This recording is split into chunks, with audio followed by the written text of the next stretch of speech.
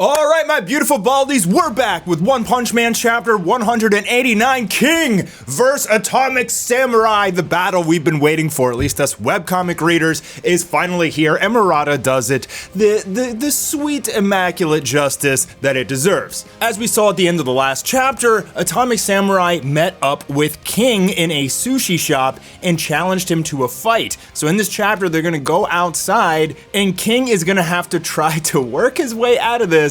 And he does so in spectacular fashion, the little worm. Almost got caught this time, but he's got the power of luck on his side. For Atomic Samurai, he wants to confirm the strength of King. He's heard the stories, he knows about his ranking and how he's the world's strongest man, but not a lot of people have really seen his true power because if you do, you're probably dead by the time you see it.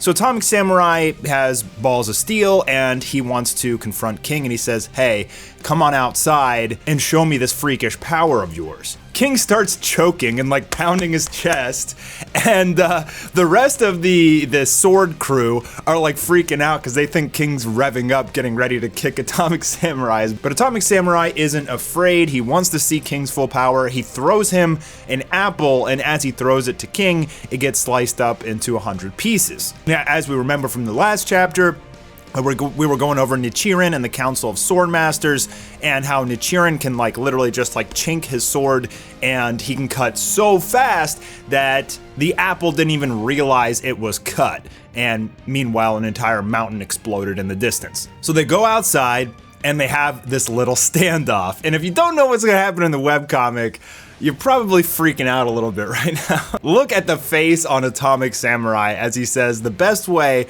to get a measure of your skill would be to pretend I'm a monster and come at me. And he has this monstrous looking face. I actually love that shot there. King says, why does he have to force me to go through this? Guys like this are the worst. I can't believe he's coming at me with all these doubts when he doesn't know anything about me to begin with. Am I really strong, you ask? No, I'm weak. I just want to scream out, I'm sorry. Ugh, he's sheathing his sword. Please, someone save me. And that's when it shows him like powering up like crazy. So I love this entire aspect about King. We've talked about him before on the channel. He's basically unbeatable because if he does have a power, it's that he can't lose unless it's, you know, the power of writing. Like King can never lose. He's almost like a parody character at the level of Saitama because of one's writing. Like, in a way, he's almost like one himself. He can't lose. And as he does this pose, it's hilarious because Ian's like, look, he's full of openings. No, wait, he has no openings. And they're like, well, it looks like he has openings, but if you look closely, his entire body is shaking with minute twitches. Beneath his skin lies a mass of killing intent. So this is part of the hilarity of King, is that just standing there not doing anything kind of freaks people out because he could unleash this ungodly power that he apparently has at any second. And even though it looks like he doesn't have openings, see, the thing is everybody starts to like overthink the battle with him too much that they get like freaked out, and it's absolutely hysterical. Ian says that whole thing's a trap. It's feints layered on top of feints. So if you don't know what a feint is, in boxing, for example, it's like a fake punch. So you go up, you'll like feint like this, your opponent will put up their guard for, you know, the right hook or whatever, and then you'll come in with like, you know, a left cross or whatever. And that's what like a feint is. It's like, so basically how they're interpreting King, they're seeing him, basically he has like this endless possibility of feints on top of feints, and you can never find out his true intention. Now, Atomic Samurai steps up to the plate, he's got his fancy sword, and he is ready for King. Atomic Samurai says, how will you handle this, so-called strongest man? Here I come. And you think King is about to die. But he yells, that's enough, Atomic Samurai, because he probably would have died. I mean, I think Atomic Samurai probably could have stopped his sword before it like sliced off King's head, but who knows? So he says, have you forgot that today is Tuesday?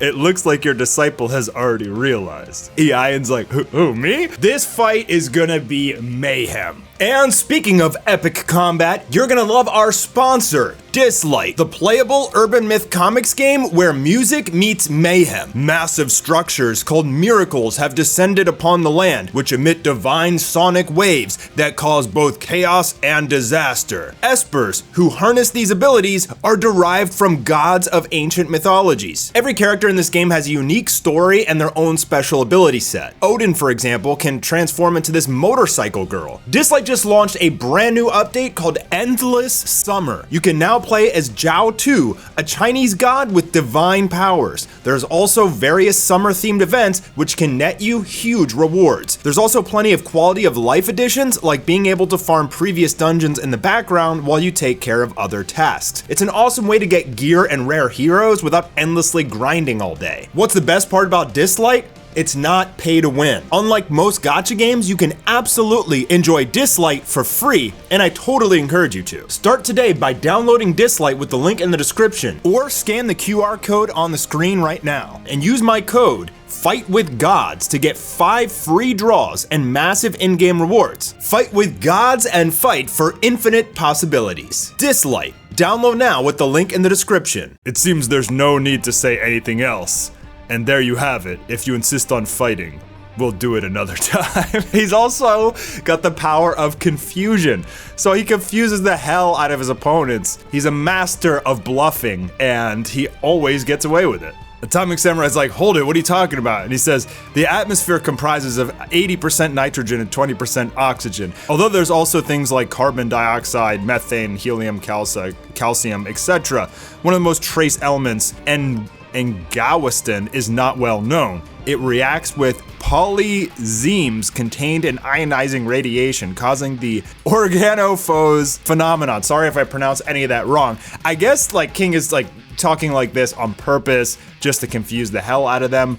I don't think he's a scientist, and I don't know if any of this actually makes any sense, but I do know that a lot of you guys as viewers are scientists, study physics, and maybe you guys understand this, but I don't. Anyway, let's continue. He says, the fact that it has begun. He's like, what? No, I don't get it. Surely you've at least heard of the Dalzina Bring reaction before. What, Bagana? No, Bagana. Well, at any rate, both you and I were heroes after all. And as we can see, King is playing King masterfully here. He confused them, he's fainting by not moving, like he's unpredictable, and I absolutely love this shot here of Atomic Samurai, who says, wait. King starts having doubts, he's like, maybe I should just let them off the hook. I'll probably get punched and beat up, but it's better than getting sliced up by Atomic Samurai, I guess. So Atomic Samurai has one final request. He says, fine, we won't fight, but I can tell and judge a person's character and their entire life simply by how they cut an apple with their sword. So here's my sword and here's an apple. Go ahead and cut it. So King gets down in his sword stance, and after a minute, he puts down the sword. And interestingly and funny, showing how slow King is to even put down the sword, because we've seen this kind of frame before from Garo, how he rocketed off at like light speed and it was like 0.01 of a second he did all this stuff, and it was kind of a similar frame style, but here for King it took him 2 minutes and 40 seconds just to put the sword on the ground. So everybody freaks out, he put the sword on the ground, he gets up and he starts walking away and he's sweating bullets, and he's like, I couldn't even unsheath it. My arms were at their limit just from holding that sword pose. Being watched with those eagle eyes made me feel nervous as hell. I'll get busted if I keep bluffing like this. I've got nothing left, it's completely over. He's definitely glaring at me from the back. I'm scared, I can't turn around. Maybe I'll just try and head straight home like this. So he literally just, everybody's gazing at him and he holds his sword in the stance for a minute, puts it down, gets up, and just starts walking away nervously. And the next couple panels and shots, we just get awesome artwork. This was a really nice art chapter.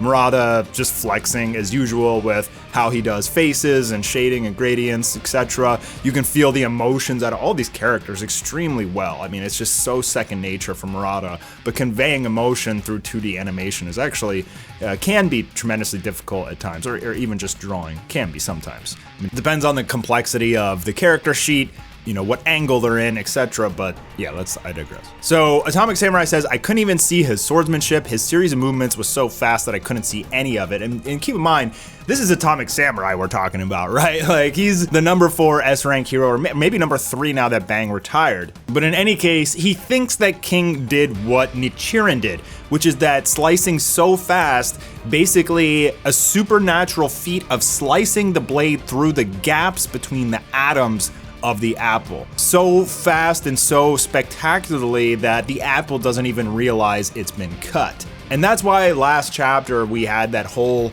thing on Nichiren and how he got robot legs and him showing his technique again. That was all literally just building up to this moment here. On top of that, the blade itself hasn't even realized that it was unsheathed.